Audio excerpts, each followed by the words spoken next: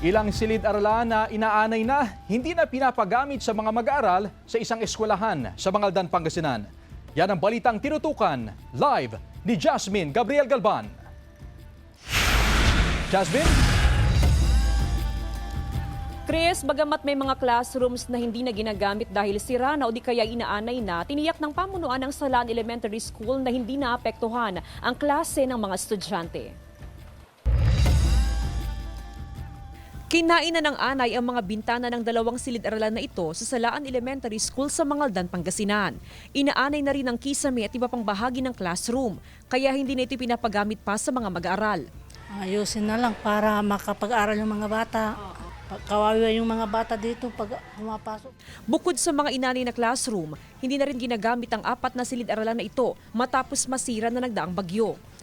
Taong 2008 pa nang masirang mga classroom na ito nang manalasa ang bagyong Cosme at hanggang sa ngayon nga hindi pa naaayos. Pero ayon sa DepEd ay meron ng mga pag-aaral na ginagawa para makapagpatayo ng 2-story building sa lugar na ito. Hiling ng ilang magulang na maayos ang mga sira at inanay na silid-aralan para mapakinabangan ng mga mag-aaral. Kasi kawawa yung mga bata minsan baha po dyan. Wala naman daw problema ang pamunuan ng paaralan dahil kokonti ang bilang ng mga mag-aaral. Nasa 27 hanggang 33 ang bilang na mag-aaral sa kada classroom. May kanya-kanyang classroom ang bawat class section. Yun nga lang, wala silang gusali para sa computer at laboratory room. At kung tataas ang bilang ng enrollees sa mga susunod na taon, ay hindi nakakasya pa sa mga classroom ang mga mag-aaral. Lagi nating nire-request yan na sana mabigyan tayo ng additional classrooms at sana yung mga dilapidated, yung mga lumang classroom na hindi na pwedeng gamitin ay mapalitan na. Natapos na raw ang soil test na bahagi ng feasibility study sa ipapatayong 2-story building sa paaralan. Umaasa ang pamunuan ng paaralan na maaprubahan at mapondohan ng national government ang konstruksyon ng karagdagang classroom. Pinagbabawalan ngayon ng mga mag-aaral na magtungo o maglaro sa lugar na malapit sa mga peligrosong silid-aralan.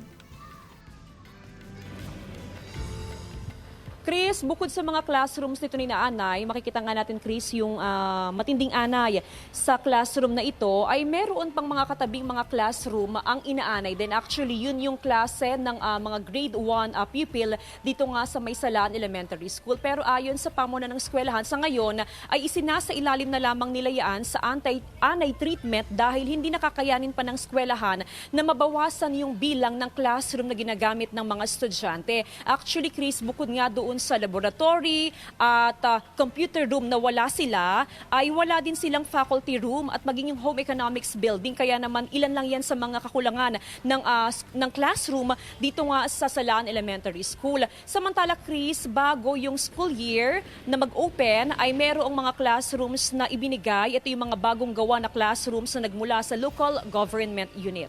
Chris? Maraming salamat, Jasmine Gabriel Galban.